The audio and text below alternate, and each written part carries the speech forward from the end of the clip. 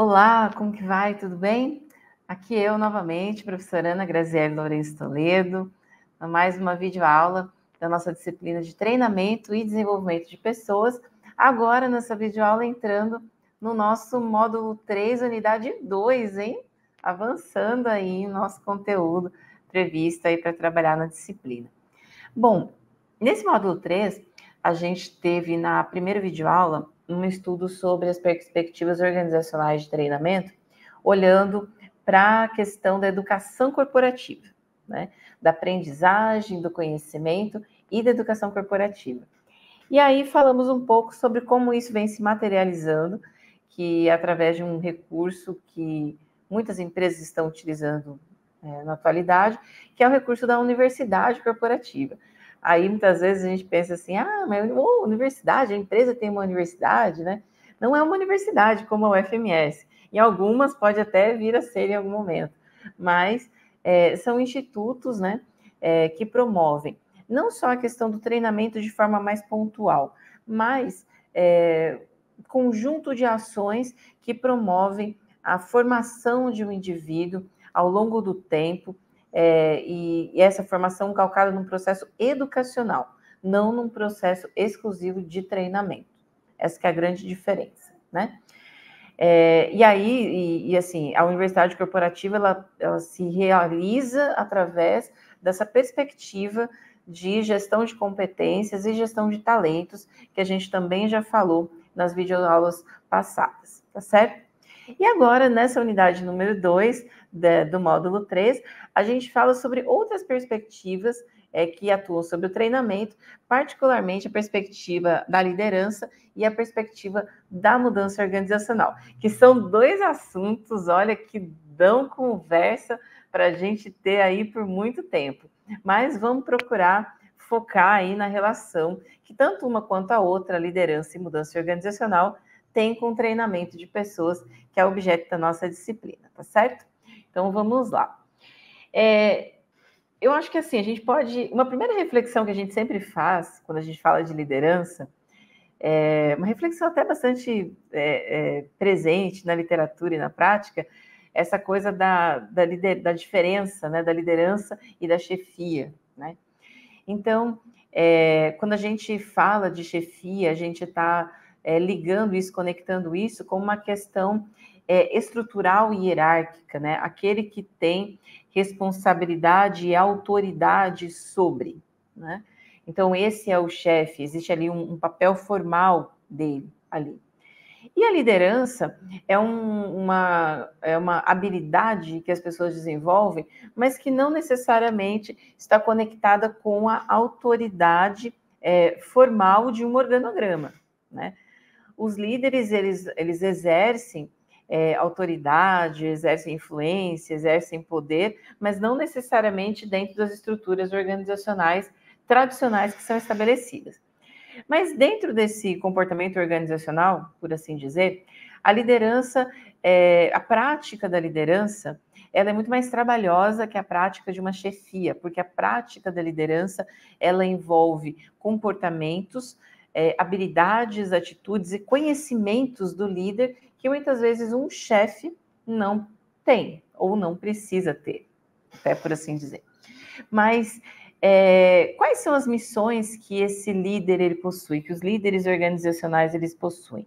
E aí a gente traz aqui, né, uma contribuição do Lacombe 2017, falando um pouquinho, né, desses grandes papéis que devem ser exercidos pelas lideranças. E o primeiro papel é o quê? Desenvolver nas pessoas da organização uma mentalidade, um mindset voltado para o futuro, pensar sempre lá na frente.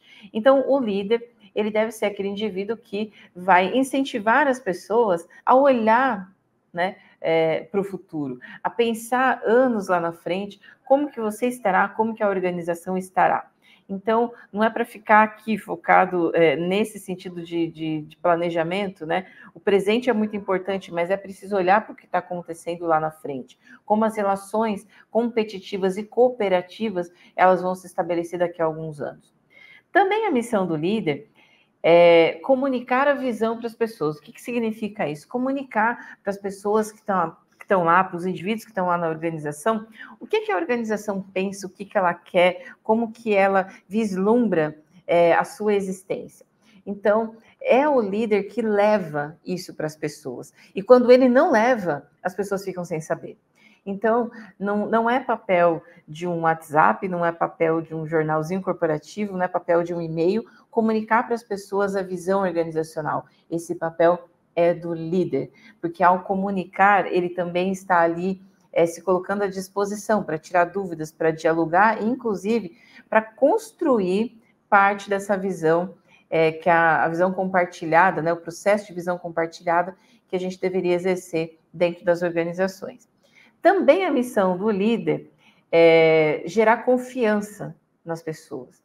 E isso é fundamental, porque líderes que não geram confiança fazem com que as suas pessoas, né, os seus liderados, eles tenham dificuldade em inovar, tenham dificuldade em se autodesenvolver, tenham dificuldade em obter conhecimentos diferenciados, em promover ideias, em sugerir coisas. Por quê? Porque eles não sabem o que os espera, né? Quando eles se colocam dessa maneira. Então, um líder que gera confiança, ele também se torna mais amigável do ponto de vista de melhorias organizacionais que podem ser implementadas. E o líder, ele precisa se colocar, se posicionar como sendo um eterno aprendiz, alguém que sempre aprende, que está aberto para aprender e para adquirir novas competências. Se tem alguém que na empresa, que deve ser o primeiro, né, a dizer assim, eu preciso participar desse treinamento, eu preciso aprender, eu preciso melhorar, é o líder, porque através desse comportamento, ele serve de exemplo e ele inspira as pessoas a fazerem o mesmo. Então, veja que as missões, elas são bem complexas, bem difíceis. E se a gente não tem um líder que é consciente dessas missões e, ao mesmo tempo, preparado para elas, a gente começa a ter dificuldades de realizar os objetivos organizacionais que são colocados por qualquer empresa, né? Todo mundo, qualquer empresa, qualquer organização tem objetivos e ela conta com a liderança para fazer com que esses objetivos eles sejam executados, eles sejam desempenhados também.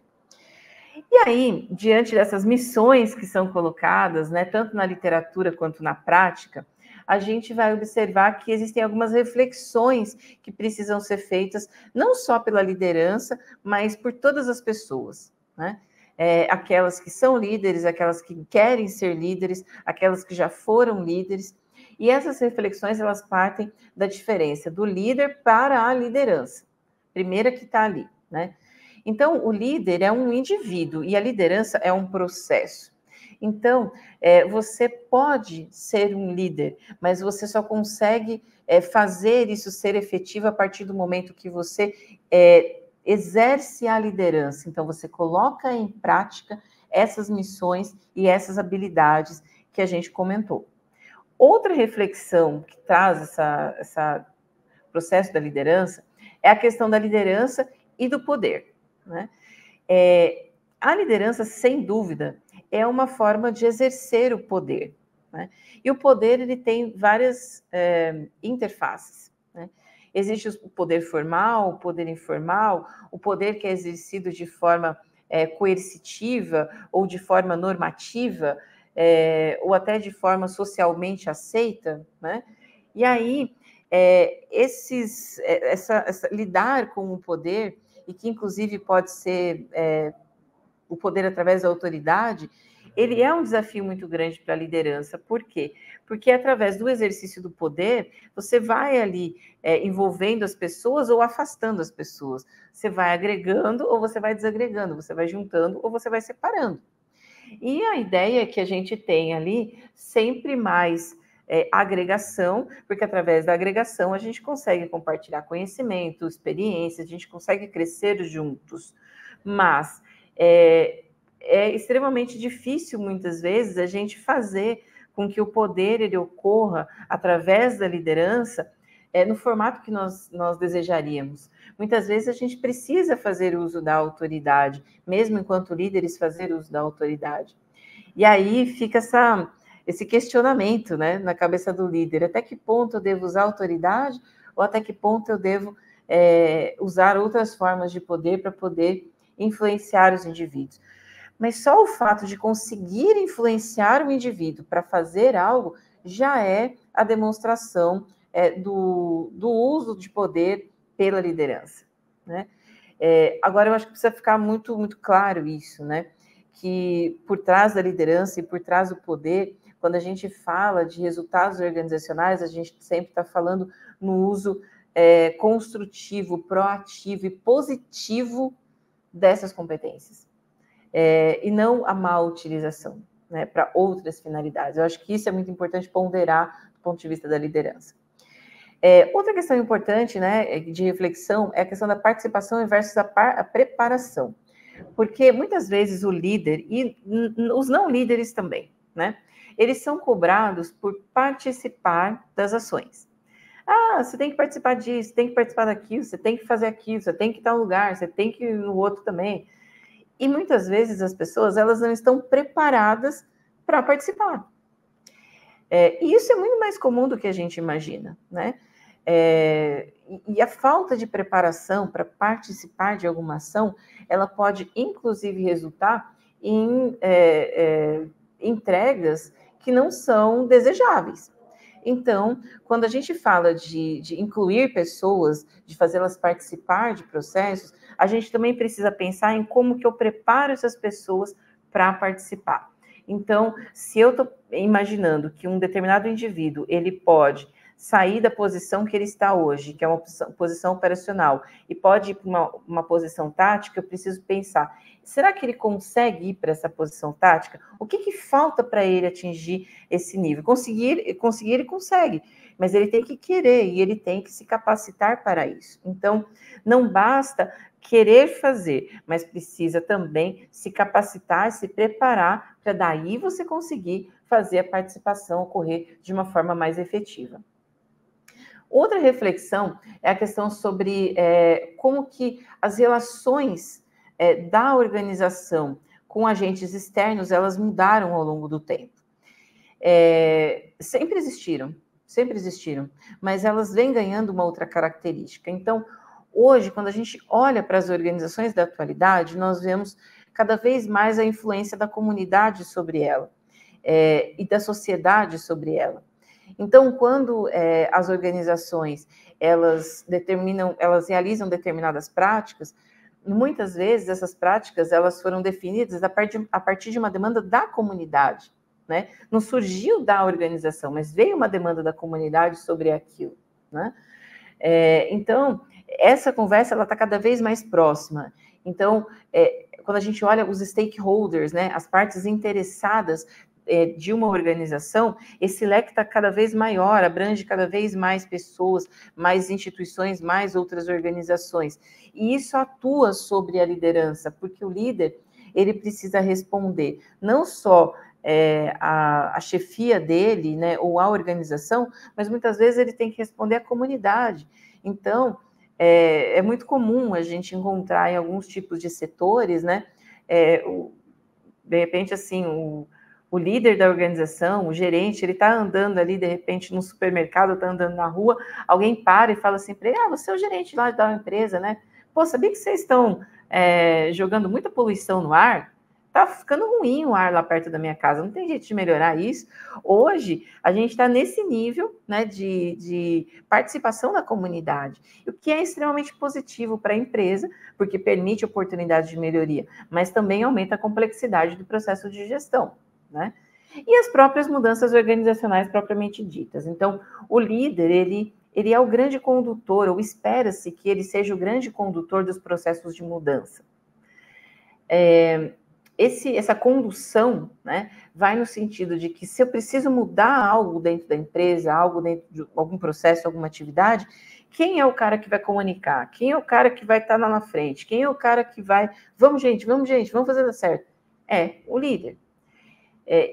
Só que fazer esse processo assim de pontear, né, essa liderança nem sempre é fácil, porque naturalmente os indivíduos eles desenvolvem alguma resistência pela mudança, muitas vezes baseado no medo do desconhecido, né, de não saber o que vem pela frente.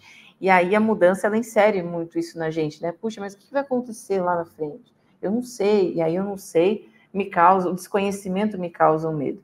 Então, isso também está ali na responsabilidade da liderança. Então, conduzir esses processos de mudança organizacional fazem parte das missões, mas também precisa que o líder esteja preparado, comprometido, alinhado, conectado com a organização para fazer essas mudanças acontecerem. Então, quem ocupou ou ocupa posições de liderança carrega sobre si uma grande responsabilidade organizacional, porque está ali nas mãos dele fazer com que os resultados eles aconteçam. Então, certamente é um indivíduo que será cobrado em algum momento ou em vários momentos, porque que algumas entregas não são realizadas.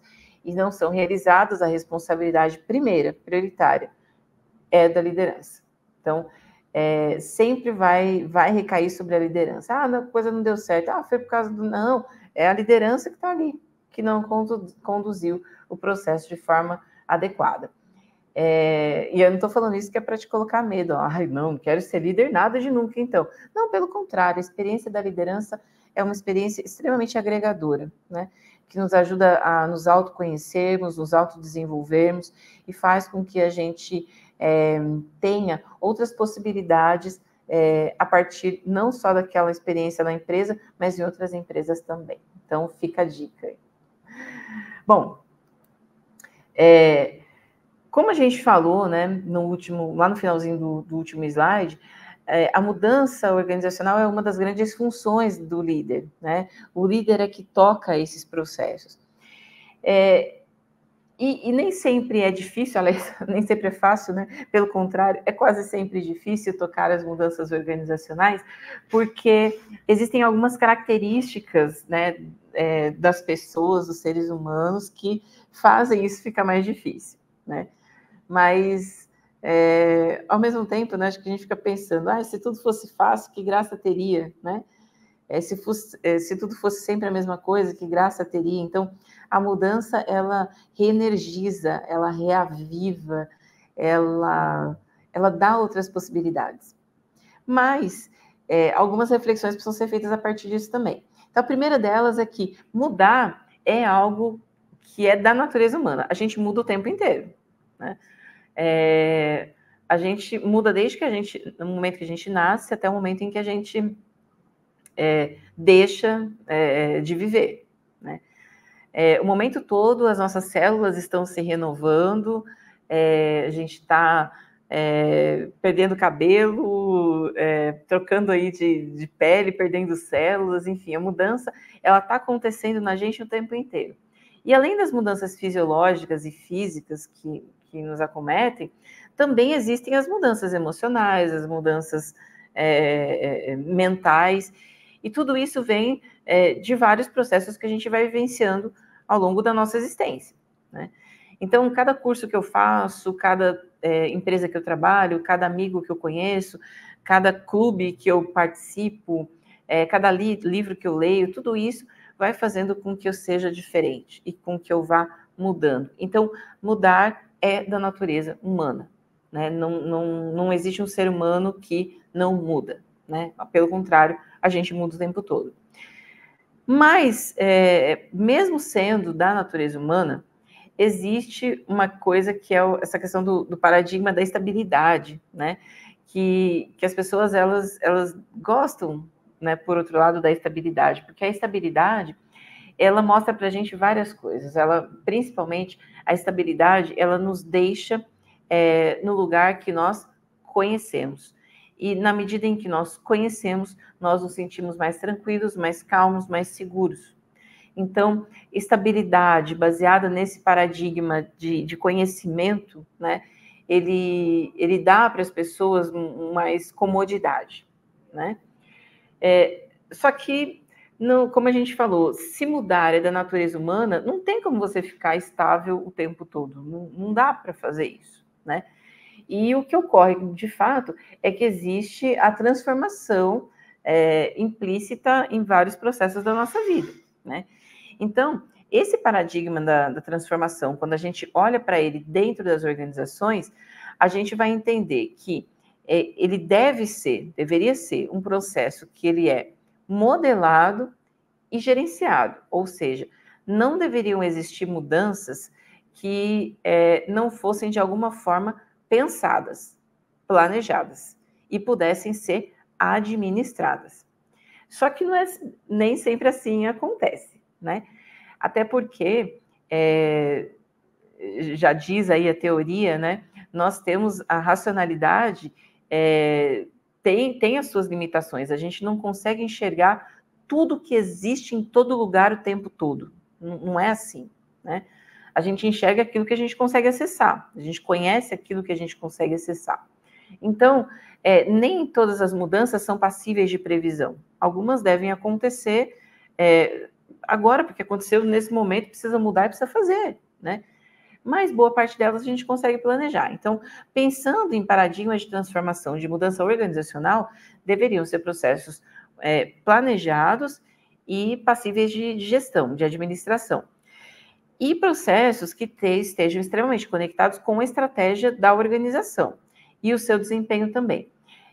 Porque, teoricamente, tudo deve convergir para aquilo que a organização deseja. E esse tudo que a organização deseja é a estratégia dela. Então, todas as mudanças, elas têm que favorecer o alcance da estratégia organizacional. E esse alcance, ele vai ser dado pelo número de pessoas, de indivíduos que estão ali auxiliando a promover a transformação, a promover a mudança. Então, não existe mudança organizacional que ocorra sem que as pessoas estejam envolvidas. Então, em outras palavras, se as pessoas não quiserem que mude, não vai mudar. Isso dentro da organização. Pode ter a melhor intenção possível, os melhores recursos dispostos, dinheiro, infraestrutura, o que for. Mas se as pessoas não estiverem convencidas da mudança, ela não vai acontecer. Mudança organizacional, né? Posicionando bem dessa forma.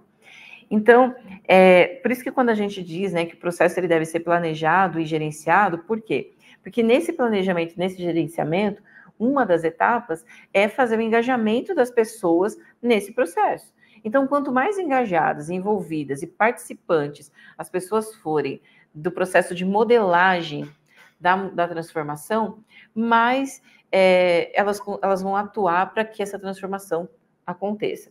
Mas se a transformação foi planejada, pensada lá em cima, no alto escalão, mas não foi comunicada para as pessoas, dificilmente elas vão comprar a ideia, dificilmente ela vai se efetivar, a transformação vai se efetivar da forma com que a empresa gostaria que fosse. Bom, aí aqui a gente tem um ciclo que representa um pouco esse processo das mudanças organizacionais, né? Como que eles se desenvolvem, ou como que ele se desenvolve, o processo de mudança ele se desenvolve. Então, ele vai se iniciar ali para um processo que eles chamam de auscultação. O que é auscultação? Tem a ver com essa coisa da escuta, sem dúvida, né?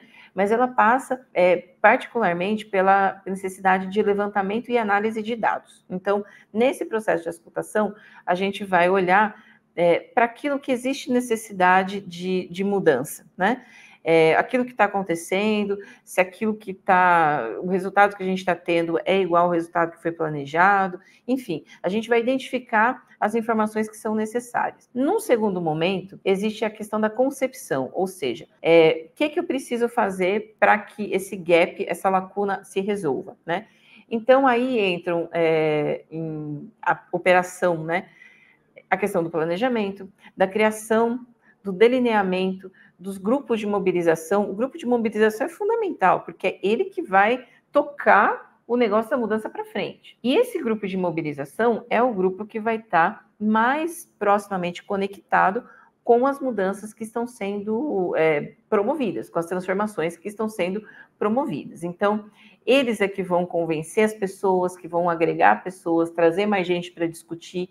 Então, é o grupo de mobilização uma peça-chave nesse processo de mudança organizacional. Aí a gente passa para a fase da disseminação e da adesão. Então, o que representa essa fase? Representa a comunicação que é feita do processo de transformação e o quanto que a gente consegue, a partir dessa comunicação, obter os feedbacks das pessoas e fazer as adequações necessárias.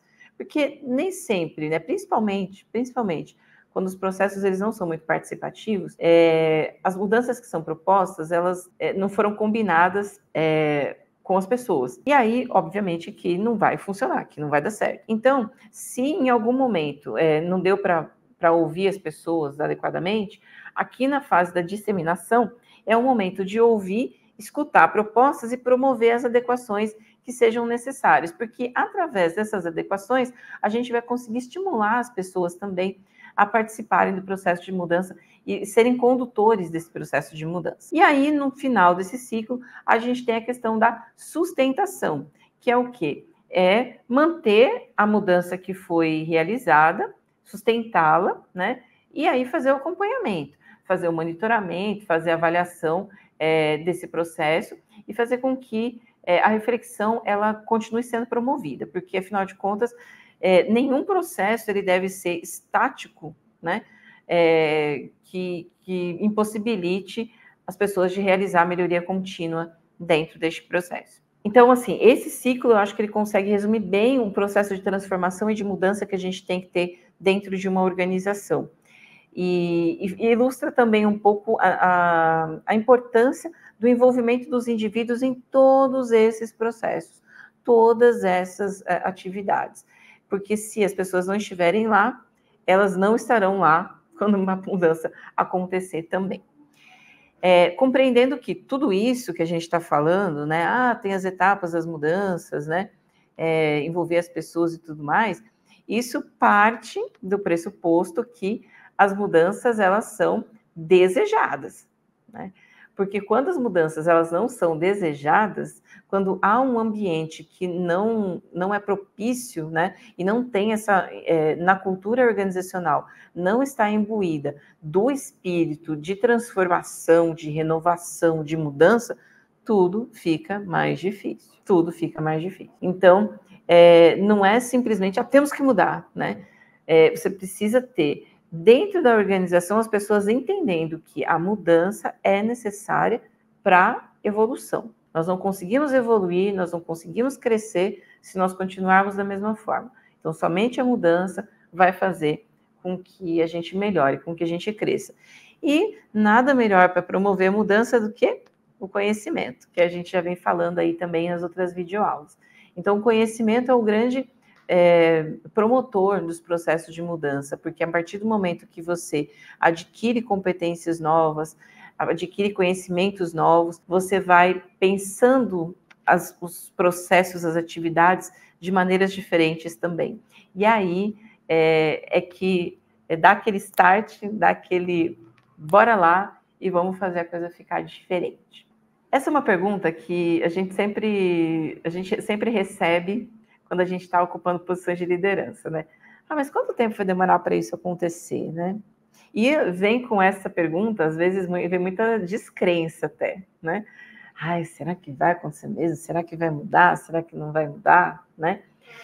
Então, eu acho que assim, quanto tempo leva para a mudança acontecer? É uma pergunta tão difícil de responder, porque a gente está acostumado a contar o tempo através do reloginho, que é a figura que está aí, né? Que é o tempo cronológico. E a gente até pode definir, olha, vamos colocar como deadline sexta-feira 13 do mês X. E ali naquele dia a coisa vai acontecer, a chavinha vai virar. Mas assim, a chavinha pode virar em termos de procedimento, de máquinas e tudo mais, mas muitas vezes a chavinha não vira dentro da pessoa. E aí é onde começa o complicador. Por quê?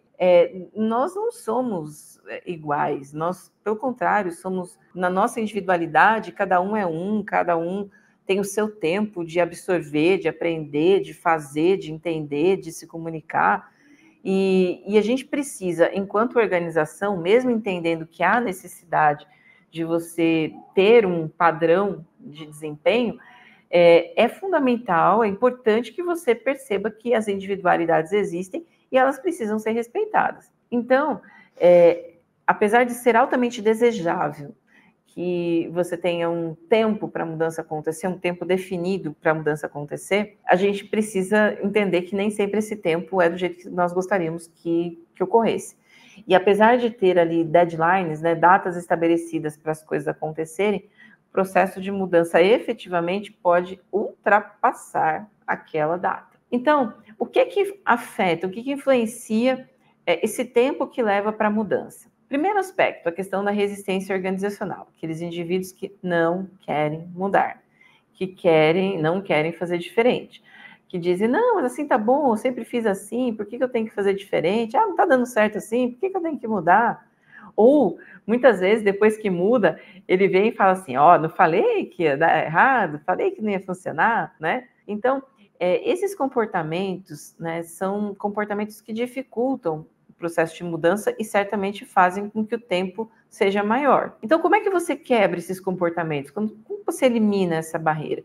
Você elimina a barreira através da participação das pessoas, de fazê-las compreender o quanto que é importante fazer a transformação acontecer. E muitas vezes as pessoas elas são resistentes porque elas estão alinhando a mudança organizacional com algum interesse que elas têm naquilo, né?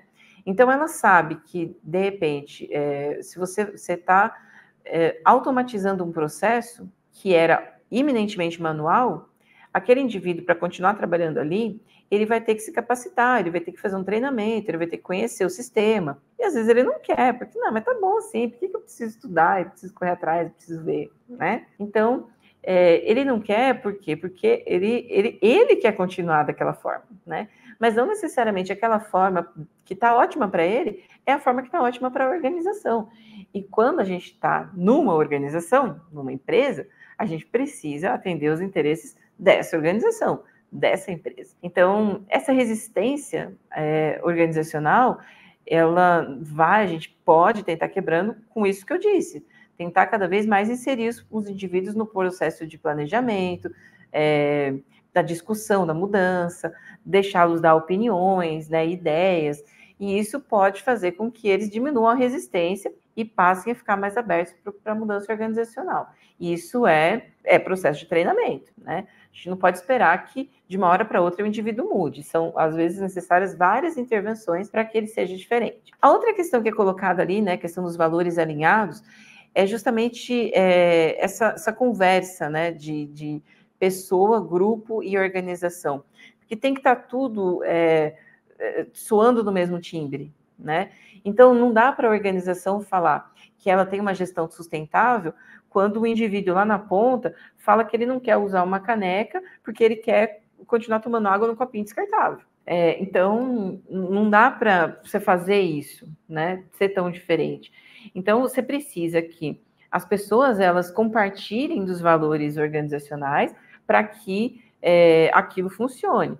E dificilmente você consegue permanecer numa empresa, num lugar, que os valores sejam diferentes dos seus. Tá certo que a gente vai passando várias fases da nossa vida e muitas vezes a gente não tem nem opção de escolher, né? Ou é aquele ou é aquele. Mas em algum momento da sua vida você vai ter essa opção. Você vai chegar num estágio da tua vida que você vai dizer assim, não, eu não quero trabalhar nesse lugar, porque esse lugar não tem nada a ver comigo. E eu quero trabalhar nesse aqui, porque esse aqui sim, esse aqui eu compartilho do que as pessoas pensam, eu acredito nisso que elas fazem, eu acredito nesse resultado, e aí eu vou render melhor, eu vou me sentir melhor e eu vou render melhor lá dentro. Então, ter os valores alinhados e compartilhados faz com que os processos de transformação e de mudança, eles também ocorram num tempo mais rápido e de forma menos complexa, mais facilitada.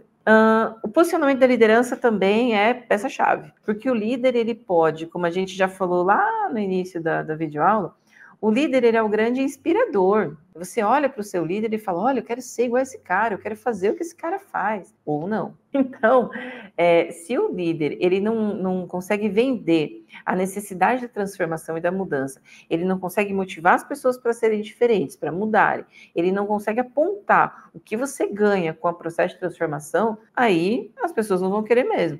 Elas vão olhar e dizer assim, poxa, mas nem o líder está Nem o fulano de tal, que é o líder, ele está animado para esse negócio acontecer, por que eu vou estar? O líder precisa estar imbuído do espírito da mudança e do espírito da transformação. E através disso, ele vai conseguir trazer as pessoas para junto de si nesses processos de mudança e transformação também. O tipo de controle e estrutura. Isso dificulta muito, né? Quando a gente tem estruturas muito hierarquizadas, com muitos graus, né, na hierarquia, muitas autoridades distribuídas, isso dificulta muito as mudanças, porque é muita barreira que você tem que vencer. Então, por isso que as organizações mais achatadas, de organograma mais achatado, e que tem ali o processo de tomada de decisão e autonomia mais distribuída, elas mudam muito mais fácil, porque elas são mais fluídas. Elas não têm que passar por nível, até chegar lá em cima para conseguir mudar, ou descer para conseguir mudar, né? E organizações que também têm um controle muito rígido, elas também têm mais dificuldade para mudança, né? O controle mais fluido, né? Às vezes ele pode também representar dificuldade se ele for muito largado, né? Quando, assim, nós não somos centralizadores, nós somos descentralizados, né? Mas descentralizado não significa largado, né? Se vira aí. Quando é o se vira aí, né? Cada um faz o que acha melhor, aí que, né? A mudança ela não é efetiva mesmo, que não tem interesse, as pessoas não têm interesse de mudar porque está tudo bom e ninguém me cobra mesmo, né? Ao mesmo passo que os controles altamente rígidos também são um problema, porque também tem que vencer todas essas demandinhas, né, que vão surgindo ali dos controles, para daí você começar a mudar. E a questão da formalização, do nível de formalização da mudança, e também atua nesse processo, né? Então, na medida que a burocracia ela vai se colocando ali dentro, você pode ter obstáculos para a mudança. Poxa, então aqui era só... não precisava preencher esse monte de papel aqui, né? Ou esse monte de formulário. Era só você preencher esse aqui e já estava bom. Não, mas aqui no procedimento diz que tem que ser assim, assim, assim. Então, se tem essa visão, realmente é mais difícil para você, essa formalização, essa burocracia, é mais difícil para você desempenhar processos de mudança a partir de burocracias muito institucionalizadas, né? E que não agregam valor. Porque a burocracia, ela nasce a partir de uma proposta de criação de valor, ela nasce com um grande intuito, né, de estabelecer processos que possam ser seguidos posteriormente, né? E você não precisa ficar que nem doido caçando o jeito de fazer as coisas. Mas os desvios da burocracia, né, eles foram fazendo que a coisa que nasceu com uma boa intenção, ela virasse um monstrão que só nos dá trabalho em muitos aspectos, em muitas atividades, em muitas organizações também, inclusive para a questão da mudança. E aí, eu estou indicando aqui, né, nesse link, na verdade, um texto aí para a gente poder refletir um pouco juntos sobre essa questão das metodologias ágeis, né? Eu falei um pouco aí já em outros momentos sobre a necessidade da gente dar respostas cada vez mais ágeis para a sociedade, para os clientes, para todo mundo, né? Por quê? Porque na medida em que eu não dou essa resposta com agilidade, com a rapidez que a pessoa ela precisa, ela parte para uma outra alternativa. Bom, nesse sentido, a gente tem, você já deve ter ouvido falar isso, né, da ascensão, né, no Brasil, eu acho que nesses últimos momentos, aí, nesses últimos anos, do conjunto de metodologias que ficou conhecido como metodologias ágeis, que existem várias, eu citei algumas aqui, né, que é a Scrum, a Lean, o Kanban, a metodologia Smart, que são todas elas que promovem o desenvolvimento de projetos de uma forma mais rápida, né? E elas surgem a partir de uma reflexão que vem lá da área de desenvolvimento de sistemas, desenvolvimento de software, lá da área da computação, que tem essa demanda por dar soluções ágeis para os problemas. Então, com essa demanda que veio de lá, isso hoje vem se espalhando em todas as organizações e todas as áreas. Então, todo mundo está sendo mais estimulado a promover as metodologias ágeis. Só que promover metodologia ágil, quando você consegue, a garantia é uma entrega mais rápida, um resultado mais rápido também. Bacana, ótimo. E principalmente aplicado quando é aplicado em processos de inovação. Contudo, né, as pessoas elas precisam ser capacitadas para trabalhar em metodologias ágeis. A questão é essa, né? Porque é um paradigma diferente do paradigma tradicional, em que você, vou montar um projeto para desenvolver um produto aqui, né? Então, eu tenho essa etapa, aquela outra, tá? Não, metodologia ágil não, vamos pular isso aqui e vamos no que interessa, é isso e aquilo e pronto, acabou, tá aqui feito, né? Certamente você vai lembrar de uma discussão que houve aí durante a pandemia sobre o tempo que se leva para aprovar vacinas, né, e medicamentos, não só no Brasil como no mundo, né? E me parece, né, que uma questão que ficou dessa discussão na época é que realmente os processos eles podem ser mais enxutos, eles podem ser mais ágeis, podem ser mais rápidos, né? E às vezes precisa ali de um motivador para que isso aconteça, né? Infelizmente, na questão da pandemia, o motivador foi a pandemia, né? Mas, dentro das organizações, a gente pode também pensar em desenvolver projetos, produtos, soluções de forma mais ágil, mais rápida, mas as pessoas elas precisam estar preparadas para que essas metodologias elas se efetivem também, senão não vai funcionar. Então, tem esse link aqui do texto que eu deixo aí para você, para fazer essa leitura, porque ele faz justamente essa discussão de como que eu implemento as metodologias ágeis dentro da organização e quais são os procedimentos para que isso possa acontecer. Um artigo bastante interessante, um texto bacana para você fazer a leitura. E aí, a gente tem algumas práticas que estão relativas à mudança, né? Então, ambientes que apresentam mudança organizacional são ambientes que têm algumas características. Entre essas características, os níveis organizacionais, eles são mais iguais, eles são mais parecidos, eles têm tempo e espaço físico que são preparados para desenvolver atividades que são relacionadas à inovação. Os times que trabalham na inovação e outros, e também trabalham em outros processos dentro da empresa, são times nos quais se exerce um processo de confiança. O trabalho coletivo, ele prevalece sobre o trabalho individual, porque se compreende que trabalhar na coletividade, trabalhar com outras pessoas, confere resultados mais positivos que o trabalho individual propriamente dito. A questão do foco da organização em produzir ações que tenham valor agregado, né? Então, você não vai ali fazer por fazer, mas você vai fazer porque aquilo representa um ganho de fato, um ganho real, né? A aceitação da incerteza é um fator muito importante dentro desse processo, porque a incerteza, ela está presente nos processos de mudança, de transformação e nos processos de inovação. Então, você nunca vai conseguir conhecer ou saber tudo que existe no mundo, é impossível. É aquela questão da racionalidade limitada que a gente também já falou. Então, a incerteza, o risco, ele está presente. Então, a gente precisa aceitar isso para que os processos, eles aconteçam também.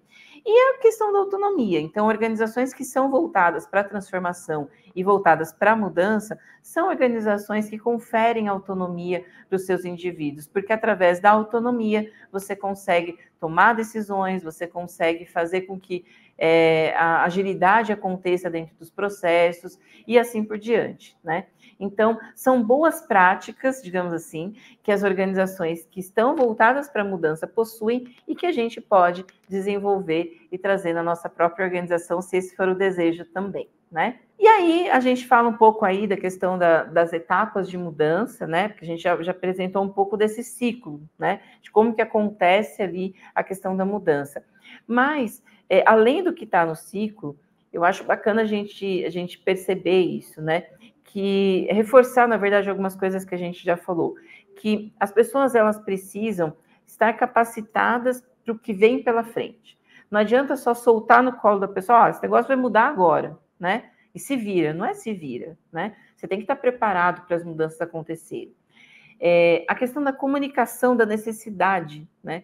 Que a liderança possui de estimular as pessoas e da necessidade da mudança, né? reforçar isso, que a gente também já falou anteriormente, né? E a definição de uma visão estratégica. Por quê? Porque não se faz mudança sem que isso esteja previsto lá no planejamento estratégico da organização, no planejamento estratégico da empresa. Então, capacitar as pessoas, comunicar de forma mais abrangente possível, estar conectado com a estratégia é pressuposto, ou melhor, são pressupostos para a mudança organizacional acontecer, se viabilizar e ser bem-sucedida também. Mas, ao mesmo tempo em que existem elementos facilitadores, né, boas práticas que facilitam o processo de mudança, também existirão as barreiras, né? Algumas delas também a gente já comentou, que é a questão da resistência à mudança, a cultura organizacional, que ela pode ser uma cultura que ela é resistente à questão dos valores ágeis, né?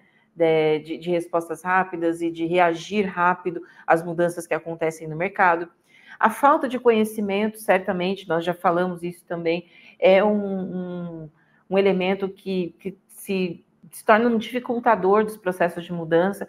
Tudo aquilo que a gente não conhece, a gente tem receio, a gente tem medo e a gente não quer, a gente tenta evitar, né?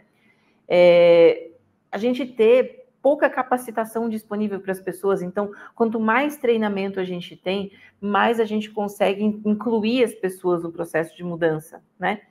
E essa presença dos agentes, né, de mudança, que deve acontecer da forma mais facilitada possível. Então, essas pessoas que são os condutores da mudança, eles têm que estar presentes, eles têm que estar ali junto das pessoas para falar, para explicar, para comunicar, e não só ficar mandando por e-mail as coisas para as pessoas lerem, não, porque agora vai mudar, e acreditar que o e-mail vai fazer a mudança acontecer. Não. Então, é fundamental que as pessoas que sejam as condutoras da mudança, os agentes da mudança, eles estejam presentes, eles estejam ali para falar, para conversar com as pessoas, para explicar, para receber feedbacks, para coletar ideias, para promover a comunicação, né? Porque não adianta acreditar que é só mandar um e-mail e o negócio está resolvido, que não está resolvido. A mudança é um processo de natureza humana e com essa preocupação que a gente tem que lidar, tem que cuidar desse processo, dessa mudança. Então, com a mesma sensibilidade que a gente está falando. Então, mudar é muito bom, mas o processo é muito complexo. Mas eu acho que quando a gente consegue fazer isso, os ganhos, eles vêm, não tem como não vir, né? E aí, a gente tem aqui as referências que foram utilizadas para a elaboração dessa videoaula. Ela é uma videoaula mais reflexiva, né, mais conceitual, né? Os assuntos que foram tratados têm essa característica, mas eu espero que, através aí dos exemplos e das reflexões que a gente fez, você consiga ter aí aprendido, né, essa importância de se refletir sobre como a liderança e a mudança organizacional, elas necessitam da capacitação, do treinamento, do desenvolvimento das pessoas para se realizarem, né? Não tem como você estabelecer processos de liderança sem capacitação, não tem como você mudar sem capacitação. O conhecimento é a via condutora de todos esses processos, e eu espero que essa seja a mensagem que tenha ficado para você ao final da nossa videoaula. Bom, a gente vai se vendo aí em próximas oportunidades, em próximas videoaulas, e bons estudos para você. Até mais!